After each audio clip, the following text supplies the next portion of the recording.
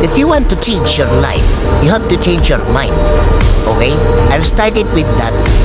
Kung gusto mong baguhin ang buhay mo, baguhin mo muna yung takbo na utak mo. Kasi kung ano yung mga bagay na nangyayari sa iyo ngayon, lahat yan, nagmula sa utak mo lang.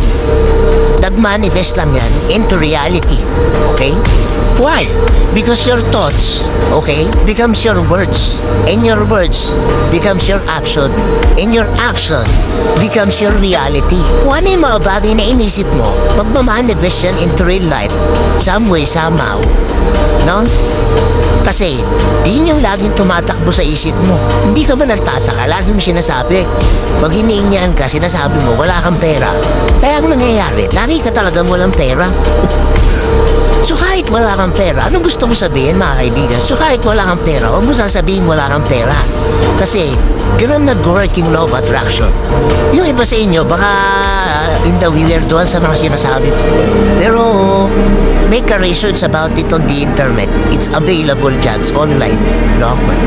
I'm pretty sure maraming kwento dyan. Storya, online, on how they use the law of attraction.